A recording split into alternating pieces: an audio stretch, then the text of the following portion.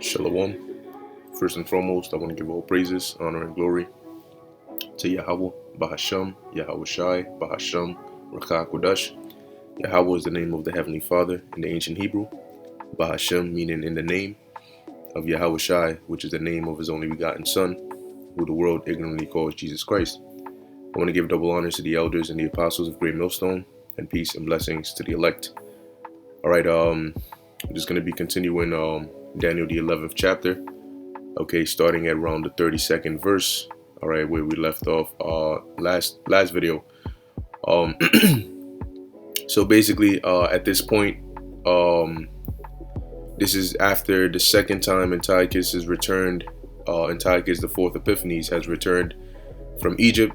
You know, when he got stopped by the Roman envoy Gaius Popilius Lanus, and you know, he did exploits and abominations and destruction to Israel, as well as sending armies to go and do some more damage and pollution to the sanctuary, which is spoken of here in Daniel 11 verse 31. Okay, and in verse 32 it says, "And such as do wickedly against the covenant shall he corrupt by flatteries." All right, so you had not only those that were for his part, okay, his armies and so on and so forth, but also wicked Israelites, okay, who had sold out. Okay, so they were corrupted, all right, by flatteries. You know, he paid them off, whether through money or status, or fine promises. Okay, there were certain Israelites that joined the side of Antiochus. All right, now it says, "But the people that do know their God shall be strong and do exploits." All right, which when you go into the book of First Maccabees, the first chapter, all right, it tells you as they committed these atrocities, all right, there were still certain Israelites around the 62nd verse. All right, as it says here, "Howbeit many in Israel were fully resolved and confirmed in themselves not to eat anything unclean, wherefore the rather to die, that they might not be defiled with the meats, and that they might not profane the holy covenant, so they died." All right, so there were certain Israelites, okay, who knew their power. All right, they stood firm for the Lord, the covenant, the laws. All right, and they stood whether to sacrifice their life, or fight back. All right, they did those exploits. Verse 33, it says, "And they that understand among the people shall instruct many." All right, which is dealing with those Israelites, okay, the righteous, who an example would be Mattathias, okay, and the Maccabean family. All right, as well as other Israelites, but mainly we read about the Maccabean family. All right, the brothers who ended up later on setting up the Hasmonean dynasty. All right, so I should really call them the Hasmonean family. Okay, now it says they shall instruct many, and we're gonna read about the account of that. It says, "Yet they shall fall by the sword, and by flame, by captivity, and by spoil many days." Okay, so even though they you had the Maccabean family, all right, that were basically helping Jake, instructing Jake, fighting back. All right, you still had Jake, the righteous ones, die, okay, by getting put to death, whether by the sword or by flame or by captivity. And even Judas Maccabeus himself, all right, died in battle, all right, by way of the sword. Okay, so now let's go to the book of First Maccabees, the second chapter. All right, and we're gonna read a bit from the top and jump down just to hit the main point. So this is the book of First Maccabees, chapter 2, verse 1. And it says, "In those days arose Mattathias, the son of John, the son of Simeon, a priest of the sons of Joarib from Jerusalem, and dwelt in Modin. And he had 5 sons, Johanan called Caddis, Simon called Thasai, Judas who was called Maccabeus, Eleazar called Avaran, and Jonathan, whose surname was Aphis. Now, of course, they sound a little weird as well because this is from the Greek translation. All right. So it says, and when he saw the blasphemies that were committed in Judah and Jerusalem, he said, woe is me! Wherefore was I born to see this misery of my people and of the holy city, and to dwell there, when it was delivered into the hand of the enemy, and the sanctuary into the hand of strangers. All right, and then it goes on down. Now I'm going to jump down to right about the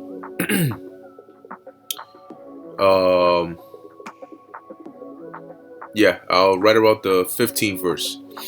So it says, in the mean, while the king's officers, such as compelled the people to revolt, came into the city Modin and made them sacrifice. And when many of Israel came unto them, Mattathias also and his sons came together. It says, then answered the king's officers and said to Mattathias on this wise, thou art a ruler and an honorable and great man in this city, and strengthened with sons and brethren. Now therefore come thou first, and fulfill the king's commandment, like as all the heathen have done, yea, and the men of Judah also, and such as remain at Jerusalem. So shalt thou and thy house be in number of the king's friends, and thou and thy children shall be honored with silver and gold and many rewards. See, so this is an example of the flatteries, okay, that of course he offered this to Mattathias and his sons, which they refused. But you had certain Israelites who, when they were offered this, did not refuse. That's why they were able to be corrupted by flatteries. Okay, so this would be an example. All right, you have the status, the king's friends, you know, the money, silver and gold, and many rewards, those fine promises. All right. So it says, then Mattathias answered and spake with a loud voice. Okay.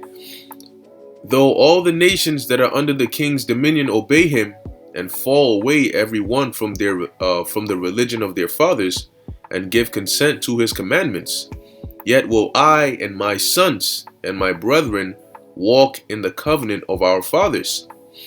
God forbid that we should forsake the law and the ordinances. We will not hearken to the king's words to go from our religion, either on the right hand or on the left. Now when he had left off speaking these words, there came one of the Jews in the sight of all, man, Jake, to sacrifice on the altar, which was at Modin, according to the king's commandment. So, all right, as you know, this officer is trying to compel Mattathias to come and be the first to sacrifice upon the altar. All right, he's here telling them, no, we're not gonna do that. And then after he's done, in his sight, you have a wicked ass Israelite that just pulled, all right, whatever, you ain't gonna do it, I'll do it, you know. So he comes there getting ready to sacrifice, which, you know, this wasn't a righteous sacrifice. That's why Mattathias refused. All right. So going back to Daniel 11:33, it says, and they that understand among the people shall instruct many. So we're reading about an example of that. Okay, so it says, which thing when Mattathias saw, he was inflamed with zeal, and his reins trembled, neither could he forbear to shew his anger according to judgment, wherefore he ran and slew him upon the altar. So you can imagine that, you know, he got so angry, all right, that he started basically shaking, you know, to where, you know, just imagine that actual anger that is so strong you can't hide it. Okay, and so that's why it says he was inflamed with zeal, seeing that abomination. Okay, now I believe, yeah, see, he was a priest. All right, so he was a priest, he was a Levite. So seeing that, of course, it infuriated him. So he ended up slaying that wicked Israelite that was going to perform the sacrifice. Also, the king's commissioner, who compelled men to sacrifice, he killed at that time, and the altar he pulled down. Thus dealt he zealously for the law of God, like as Phinehas did unto Zambri, the son of Salom. And Mattathias cried throughout the city with a loud voice, saying, Whosoever is zealous of the law, and maintaineth the covenant, let him follow me. And he and his sons fled into the mountains, and left all that ever they had in the city. Then many that sought after justice and judgment went down into the wilderness and dwelt there. All right, because remember, it says that they shall what? They shall, where we at? They shall instruct many. All right, in other words, to lead. All right, and that's what they basically did, starting with Mattathias. You know, first by rallying the righteous Israelites, telling them we got to get out of here, and then, you know, after setting up the order before dying, you know, setting up Judas as the leader. I believe he set up, if I'm not mistaken, one of the other brothers, I think it might have been Jonathan or so, as the head, you know, and they instructed many as well. Okay, fought back, took back certain strongholds. Okay, it says, and went down into the wilderness and dwelt there, both they and their children and their wives and their cattle, because afflictions increased sore upon them. All right, so that's dealing with that first part, them instructing many. Now it says, yet they shall fall by the sword, and by flame, and by captivity, and by spoil many days. All right, because even though you had, you know, some of these Israelites that were able to, you know, that followed Mattathias, you still had other Israelites that were that had that righteous mindset. However, they were still dying by these different various ways. And an example of that is dealing with a man by the name of Eleazar. All right, which, let's see. All right, that's here in the book of 2 Maccabees, chapter 6. Okay, verse, hold on a second.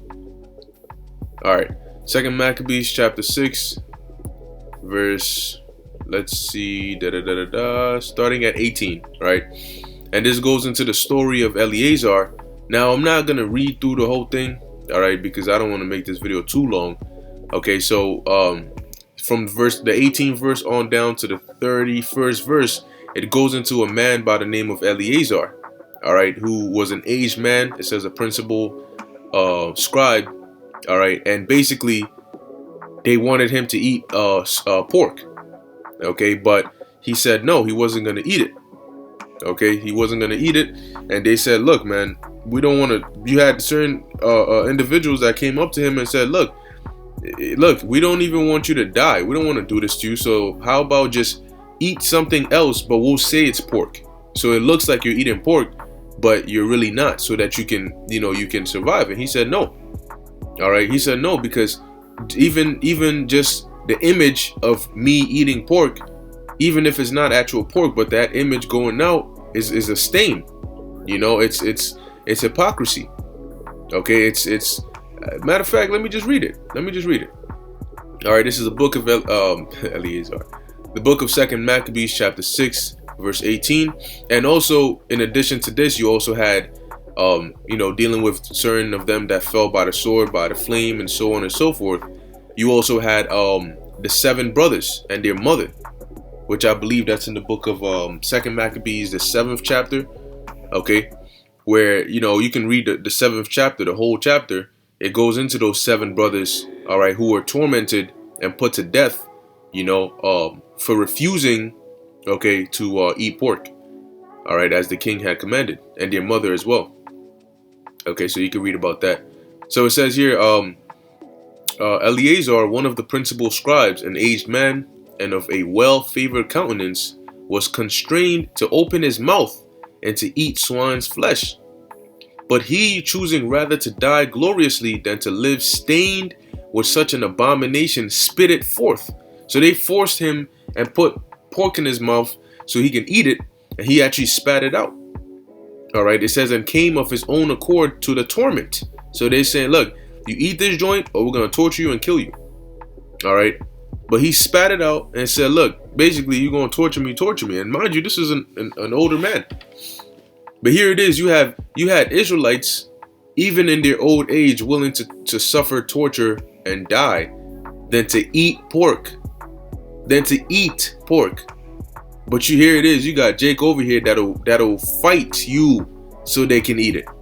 They won't fight you so they can't eat it. They're gonna fight you so they can. All right. Shows you how powerful the curses of the Lord are. Where we could go from this to what you're seeing here in the world 2021. It's a complete 180. All right. It says, and it behooved them to come. It says, as it behooved them to come that are resolute to stand out against such things as are not lawful for love of life to be tasted. All right. It says, but they that had the charge of that wicked feast, for the old acquaintance they had with the man, taking him aside, besought him to bring flesh of his own provision. So they knew him. So they said, look, just bring whatever meat you got, whatever you eat. It says, such as was lawful for him to use, and make as if he did eat of the flesh taken from the sacrifice commanded by the king. So they sacrifice pork, all right, and then they say, come and eat of this sacrifice. That was the order of the king, all right, of Antiochus, that demon. Okay. It says that in so doing he might be delivered from death, and for the old friendship with them find favor. But he began to consider discreetly, as it became his age, the excellency of his ancient years, and the honor of his gray head, meaning he was old, whereon was come, and his most honest education from a child, or rather the holy law made and given by the Most High. Therefore he answered accordingly, and willed them straightways to send him to the grave. So he said, look, man, I'd rather die. Because what? He considered all these things. You know? How when he was younger, you know, the things he did, how basically he was always on point. You know? Grew up in the right ways. Now, you know, and his reputation, even in his old age, all right, was good. All right, he was taught the correct ways as a child. All right, the holy laws given by the Most High. So he thought about all these things and he said, look, put me to death, bro. You know? So it says, for it becometh not our age, said he, in any wise to dissemble, whereby many young persons might think that Eleazar, being 80 years old and 10, were now gone to a strange religion. See? So Eleazar was 90 years old. All right, 80 is 80 plus 10 makes it 90. So he's saying, look, he doesn't want younger people to think that here it is, he was good, and then when he turned 90, when he got up old, he went to a strange religion. You know, meaning he forsook the ways, all right, that he grew up in, you know, and his rep, all right, and he went and, you know, partook of the ways of Antiochus. So it says, so they through mine hypocrisy and desire to live a little time and moment longer should be deceived by me, and I get a stain to mine old age and make it abominable. See, so he's saying, look, I'm not even going to pretend to eat pork because that's going to be a bad example to the younger men, the younger individuals, because they're going to look at me as a hypocrite. Because here it is, all 90 years of my life, I've been doing what's right and teaching what's right, directing people. And here it is, I'm damn near dead. I'm 90 years old, you know, but just to live a little bit longer, you know, I'm going to forsake the laws of my power. Well, what kind of example is that going to be to them? See, it says, for though for this present time I should be delivered from the punishment of men, yet should I not escape the hand of the Almighty, neither alive nor dead. See, so if I eat this pork, okay, I could be delivered from the punishment that y'all gonna bestow upon me, but I can never escape from the Most High, whether I'm alive or dead. All right, which is the right way to think. See, the scriptures tell you that in the book of Job that when you die, there the wicked cease from troubling, all right, and the weary are at rest. So when you die, if Esau puts you to death, he can't harm you anymore. But if you make an enemy out of the Most High, it doesn't matter you alive or dead. You're done. What? where you think you going when you dead? You can't escape the Lord. He's there when you alive. He's there when you dead. All right. So it says, verse 27. Wherefore now manfully changing this life, I will show myself such an one as mine age requireth, and leave a notable example to such as be young to die willingly and courageously for the honorable and holy laws. And when he had said these words, immediately he went to the torment, that they led him, changing the good. It says, they that led him, changing the good will they bear him a little before into hatred. See? So they bared him goodwill, and they said, all right, look, we'll even cover for you. But after saying all that, and basically he cut him, all right, they were like, all right, F you then. You know what I'm saying? Like Jake was, all right, F you then, nigga. You know what I'm saying? Throw your ass in there, man, kick his ass in, It says, because the foresaid speeches proceeded as they thought from a desperate mind. But when he was ready to die with stripes, he groaned and said, it is manifest unto the Lord that hath the knowledge, that hath the holy knowledge, that whereas I might have been delivered from death, I now endure sore pains in the body, being beaten. And mind you, he was 90 years old. Okay? It says, but in soul am well content to suffer these things, because I fear him. All right, that is a good example, man. It says, and thus this man died, leaving his death for an example of a noble courage, and a memorial of virtue, not only unto young men, but unto all his nation. All right. So, hey, these are also things to meditate on, man. Remember Eleazar as well. When the hell comes. All right. This man was 90 years old and he still went in there and endured his joint. Okay. All right. So that was an example. All right. Dealing with Daniel 11. And you had many other accounts as well. Okay. Of Israelites that fell by the sword, the flame, the captivity for many days. All right. So moving on to verse 34, it says, now when they shall fall, they shall be hoping with a little help. Okay. So as Israel was, as they basically were going through this, when Antiochus took over, he beat us down, he destroyed our sanctuary. As all this was going on, all right, we were helping, meaning we were helped with a little help. And that was when the Most High raised up the Hasmonean family, Judas, Maccabees, and the rest to go to war and, basically help Jake out, rededicate the temple and all of that. Okay. You also had the Most High that sent angels down, okay, to help us out, in some of our wars.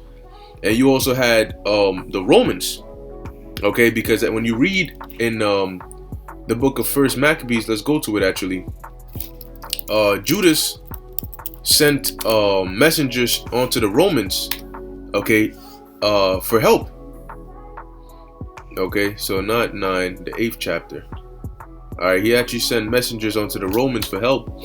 And the first few verses is a recap, basically, of what is told Judas about the Romans. And afterwards, it says here, okay, verse 17. So after they told Judas about all these things concerning the Romans, it says here, in consideration of these things, Judas chose Eupolemus, the son of John, the son of Achos, and Jason, the son of Eleazar, and sent them to Rome to make a league of amity and confederacy with them, and to entreat them that they would take the yoke from them. For they saw that the kingdom of the Grecians did oppress Israel with servitude.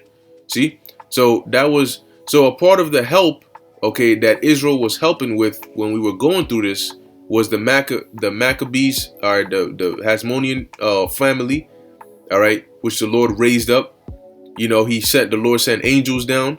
You can read about that in the I forget the exact chapter in the Maccabees, but it tells you how the Lord sent down angels to fight alongside us in our battles. All right, as well as the Romans. Now we're gonna read as we're reading of it right now. All right, the help. So it says, verse 19, they went therefore to Rome, which was a very great journey, and came into the Senate, where they spake and said, Judas Maccabeus with his brethren and the people of the Jews have sent us unto you to make a confederacy and peace with you, that we might be registered your confederates and friends. So that matter pleased the Romans well, and this is the copy of the epistle which the Senate wrote back again in the tables of brass and sent to Jerusalem, that there they might have by them a memorial of peace and confederacy. Now it's not fully clear, whether the Romans at this time were still Japheth, okay, or Edomites, at this time, that had taken over Japheth. Personally, it looks more like they could have been Japheth at this time, just based on the way they were dealing with others, okay. However, that's just that's my point, that's my view on it, but nonetheless, that's not really relevant to the point of the lesson that I'm teaching right now, okay. But just wanted to put that out there, okay. So it says, so that matter pleased the Romans well, and this is a copy of the epistle which the Senate wrote back again in tables of brass and sent to Jerusalem, that there they might have by them a memorial of peace and confederacy. It says, good success be to the Romans and to the people of the Jews by sea and by land forever, the sword also and enemy be far from them. If there come first any war upon the Romans or any of their confederates throughout all their dominion, the people of the Jews shall help them, as the time shall be appointed, with all their heart. Neither shall they give anything unto them that make war upon them, meaning you're not going to help those that are making war against Rome or their allies. It says, or aid them with victuals, weapons, money, or ships, as it hath seemed good unto the Romans. But they shall keep their covenants without taking anything thereof, or therefore. In the same manner also, if war come first upon the nation of the Jews, the Romans shall help them with their heart, according as the time shall be appointed them. Neither shall victuals be given to them that take part against them, or weapons, or money, or ships, as it hath seemed good to the Romans, but they shall keep their covenants, and that without deceit. It says, according to these articles did the Romans make a covenant with the people of the Jews. Howbeit, Salakia. Howbeit, if hereafter the one party or the other shall think to meet, to add or diminish anything, they may do it as at their pleasures, and whatsoever they shall add or take away shall be ratified. Salakia. So this is dealing with that covenant that they made. It says, and as touching the evils that Demetrius doeth to the Jews, we have written unto him, saying, wherefore thou made thy yoke heavy upon our friends and confederates the Jews. If therefore they complain any more against thee, we will do them justice and fight with thee by sea and by land. All right. Let's see.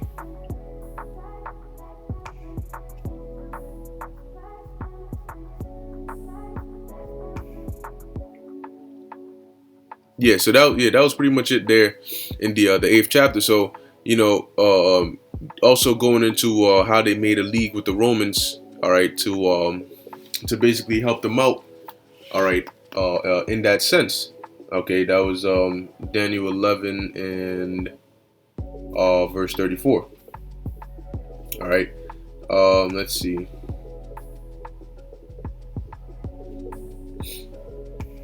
I also had a couple other precepts I want to take a look. There's one that I'm looking for. Let me see if I can find it. And so here's also another example, all right, of how we were helping with that little help. Second Maccabees 12 and 11. It says, whereupon there was a very sore battle, but Judas's side help by the help of God, all right, got the victory, so that the nomads, all right, of Arabia, being overcome, besought Judas for peace, promising both to give him cattle and to pleasure him otherwise. All right.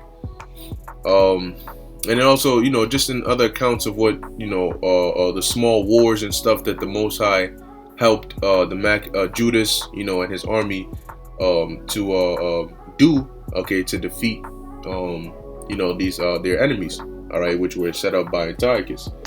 Okay, so that's dealing with Daniel 11 and 34, the first part. And then it says, but many shall cleave to them with flatteries. Okay, so now as we, got helped and we started coming up and got set up, okay, you now had, actually, let's get the account of it. Okay, you had now the Greeks, all right, Demetrius, okay, and Alexander, which were, different, of different factions, I should say, who now saw us as a power. Now, mind you, prior to, us coming up, into that position, all right, getting out of the position of difficulty and straits, after the death of Antiochus, and we get set up, prior to that, when Demetrius, all right, was ruling, okay, when Demetrius, the son of Ptolemy Philopator, okay, he finally escapes from Rome, and he comes back, and he takes out Lysias and the son of Antiochus Epiphanes. All right, he takes them out, and he starts ruling. He starts putting hell on us. Okay, he starts putting hell on us, which is why we just read about the league that we made with the Romans. Okay, and they basically told him, "Yo, shut that down, or else we're gonna if Jake complains again, we're gonna pull up on your ass." All right. Now, after we start getting set up, you had an individual here by the name of Alexander. All right, Alexander Ballas. All right, it says here, I'll read it. First Maccabees chapter 10, verse 1. It says, in the 160th year, Alexander, the son of Antiochus, surnamed Epiphanes, all right, went up and took Ptolemais, for the people had received him, by means whereof he reigned there. All right, so you had Alexander, which it says here he was the son of Epiphanes. Okay, probably another son, that Antiochus had.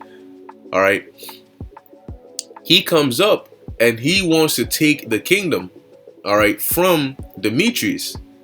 So now both sides are looking at Jake. They're looking at us, as in, okay, Demetrius says, well, I need the help of those. I need to cleave to those Israelites so that they can help me take out Alexander. But Alexander's also like, well, now I need to cleave on. I need to win their support, okay, so that they can help me take out Demetrius. All right. So here it is. You have. That's why it says that they shall cleave to them with flatteries. Okay. Once again, those fine promises, those smooth sayings, those rewards, those all of that. Look, if you work with me, I'll give you this. Nah, if you work with me, I'll give you this. All right, to try and cleave onto us, that we could help them take out the other side. And naturally, we're going to read it. All right, First Maccabees chapter 10, verse 2. All right, so it says, now when King Demetrius heard thereof, when he heard that Alexander had pulled up, he gathered together an exceeding great host and went forth against them to fight. Moreover, check this out, Demetrius sent letters unto Jonathan with loving words, so as he magnified him. Flatteries. For he said, let us first make peace with him before he join with Alexander against us, else he will remember all the evils that we have done against him and against his brethren and his people. Wherefore he gave him authority to gather together an host and to provide weapons, that he might aid him in battle. So, because remember, at this point we're still technically under the Seleucid foot. We're coming up, but we're still under their foot. So he's like, look, I'm gonna give you, certain things we couldn't do, but now he's saying, look, I'll give you the authority. You could raise an army. I'll give you weapons, and you help me in the battle, and we take out Alexander. It says he commanded also that the hostages that were in the tower should be delivered him. Then came Jonathan to Jerusalem and read the letters in the audience of all the people and of them that were in the tower, who were sore afraid when they heard that the king had given him authority to gather together an host. All right. It says, whereupon they of the tower delivered their hostages unto Jonathan, and he delivered them unto their parents. And then they start going in. Now we're going to jump down to verse 15. So you have Demetrius, who this is his first attempt to cleave, all right, to us. But then Alexander hears this, all right, and it says what? Verse 15. It says, now when King Alexander had heard what promises Demetrius had sent unto Jonathan, when also it was told him of the battles and noble acts which he and his brethren had done, and of the pains that they had endured, he said, shall we find such another man? Now therefore we will make him our friend and confederate. So now we're going to cleave to him. It says, so we're going to try to win him over. It says, upon this he wrote a letter and sent it unto him, according to these words, saying, King Alexander to his brother Jonathan sendeth greeting. We have heard of thee that thou art a man of great power, and meet to be our friend. Wherefore now this day we ordain thee to be the high priest of thy nation. We're going to set you up as high priest, and to be called the king's friend. We're going to call you the king's friend. We're going to bring you up. It says, and withal he sent him a purple robe and a crown of gold, and require thee to take our part and keep friendship with us. See, are these not attempts to cleave to us with flatteries?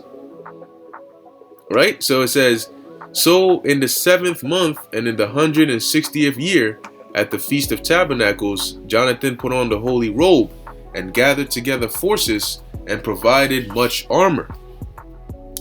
It says, wherefore when Demetrius heard, he was very sorry and said, what have we done that Alexander hath prevented us in making amity with the Jews to strengthen himself? I will also write unto them words of encouragement, and promise them dignities and gifts, that I may have their aid. So he's like, oh, Alexander, we gotta basically bring a better, we gotta bring a better pitch. So it says, he sent unto them therefore to this effect, King Demetrius unto the people of the Jews sendeth greetings. Whereas ye have kept covenants with us, and continued in our friendship, not joining yourselves with our enemies, we have heard hereof and are glad. Wherefore now continue ye still to be faithful unto us, and we will recompense you for all the things ye do in our behalf, and will grant you many immunities and give you rewards. And now do I free you, and for your sake I release all the Jews from tributes and from customs of salt and from crown taxes and from that which appertaineth unto me, to receive for the third part of the seed, or third part or the seed, and the half of the fruit of the tree. So these are things that we had to basically pay or give to them, being that we were under them. All right. But as a part of those flatteries, he said, look, you ain't got to do any of that no more. I release you. You're free. You can be autonomous. All right. It says, I release it from this day forth, so that they shall not be taken of the land of Judea, nor of the 3 governments which are added thereunto, out of the country of Samaria and Galilee, from this day forth forevermore. Let Jerusalem be holy and free, with her borders thereof, both from tenths and tributes. It says, and as for the tower which is at Jerusalem, I yield up authority over it, and give the high priest, that he may set in it such men as he shall choose to keep. See, because they set up a tower in Jerusalem as a snare, okay, to watch Jerusalem. I believe that's actually in the book of First Maccabees, the 1st chapter. Let's see if I could find it.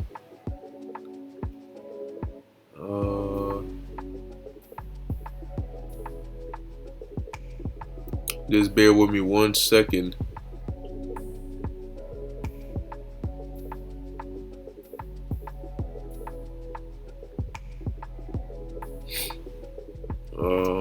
Might be in the 2nd chapter, but it says they built the strongholds. Let's see, strongholds, stronghold. Oh boy, tower. Yeah, I really want to find this.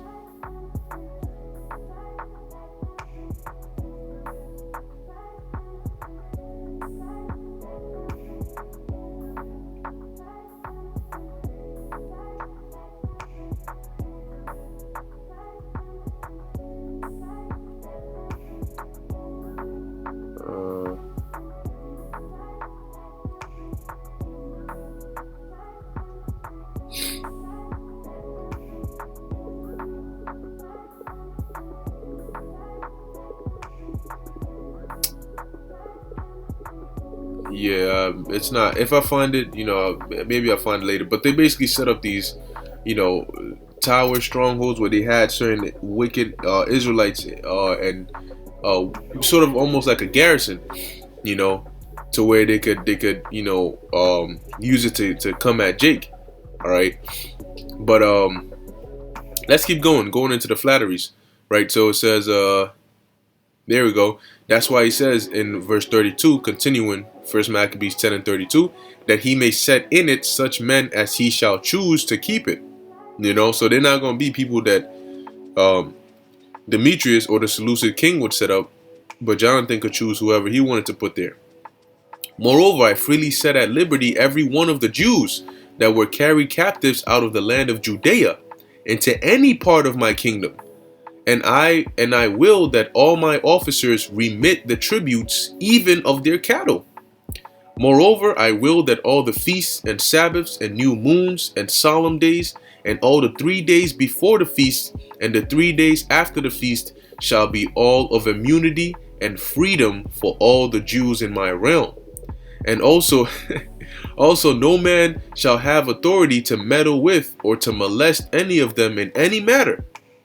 I will further that they be enrolled amongst the king's forces, about 30,000 men of the Jews, unto whom pay shall be given as belongeth to all the king's forces. And of them some shall be placed in the king's strongholds, of whom also some shall be set over the affairs of the kingdom, which are of trust. So he's going to put Jake in high positions, right? And I will that their overseers and governors be of themselves. So I'm not going to set up any of my overseers and governors. You can choose your own overseers and governors, and that they live after their own laws. You can live after your own laws, even as the king hath commanded in the land of Judea. So reversing the things that Antiochus did, right? It says, and concerning the 3 governments that are added to Judea from the country of Samaria, let them be joined with Judea, that they may be reckoned to be under one, nor bound to obey other authority than the high priest. So I'm going to give you power over all these 3 governments. As for Ptolemaeus and the land pertaining thereunto, I give it as a free gift to the sanctuary at Jerusalem for the necessary expenses of the sanctuary. Moreover, I give I give every year 15,000 shekels of silver out of the king's accounts from the places appertaining, and all the overplus which the officers paid not as in former time, from henceforth shall be given toward the works of the temple. And beside this, so he was desperate. But see, this was the spirit, because the Lord was putting the spirit on him out of desperation to restore these things onto Jake. Okay, after the indignation was passed. All right, it says, and beside this, 5,000 shekels of silver, which they took. All right, so like um, which they took from the uses of the temple out of the accounts year by year. Even those things shall be released, because they appertain to the priests that minister. And whosoever they shall be, or they be, that flee unto the temple at Jerusalem, or be within the liberties hereof, being indebted to the king, or for any other matter, let them be at liberty, and all that they have in my realm. For the building also of the and repairing of the works of the sanctuary, expenses shall be given of the king's account. Yea, and for the building of the walls of Jerusalem, and the fortifying thereof round about, expenses shall be given out of the king's account, as also for the building of the walls in Judea. So your renovations, your buildings, your fortifications, we gonna pay for it. Now when Jonathan and the people heard these words, they gave no credit unto them, nor received them, because they remembered the great evil that he had done in Israel, for he had afflicted them very sore. But with Alexander they were well pleased, because he was the first that entreated of true peace with them, and they were confederate with him always. All right, and so boom. Then gathered King Alexander great forces. This is not Alexander the Great. All right, and camped over against Demetrius. And after the two kings had joined battle, Demetrius' host fled, but Alexander followed after him and prevailed against him. And he continued the battle very sore until the sun went down, and that day was Demetrius slain. All right, so that was an example of how they cleaved onto us with flatteries. Okay, and now verse 35, it says, and some of them of understanding shall fall, to try them, and to purge, and to make them white, even to the time of the end, because it is yet for a time appointed. Okay, so now it says that some of them of understanding shall fall. So you had certain Israelites, okay, who were, of the righteous part, you could say the elect in that time. All right, the Maccabees brothers, so on and so forth, shall fall, meaning some of them were gonna die. All right, but they were gonna die by being put in certain situations to try them, okay, and to purge them, and to make them white, to make them pure, okay, by them having to go through those trying and temptatious, if that's even a word, deaths, okay, even to the time of the end. All right, the time of the end of the Hasmonean dynasty, because it is yet for an appointed time. See, so all this that was going to happen to Jake was yet for an appointed time. And I actually have a precept real quick. The book of Ecclesiasticus chapter 2 verse 5, it says, for gold is tried in the fire, and acceptable men in the furnace of adversity. Okay, so going back, that's why it says to try them. See, so they were some of them were put to death. Some of them were like Eleazar, for example, and the brothers in the Maccabees, for example, so that's an example of Daniel 11 and 35. Okay, and pretty much I'm gonna stop it right there. Okay, yeah, that was from verse 32 to 35. So just next time, we'll continue from 36 on down. But just recapping, verse 32, and such as do wickedly against the covenant shall he corrupt by flatteries. Certain Israelites were Antiochus paid off. Okay, but the people that do know their God shall be strong and do exploits. You had other Israelites that remained faithful, to the Lord and the covenant, all right, and gave up their lives. And they that understand shall, among the people, shall instruct many. Yeah, all right, going into the Hasmonean family. Yet they shall fall by the sword and by flame, by captivity and by spoil many days. Some of them died. Some other Israelites, who followed the instructions and led Israel, were also put to death.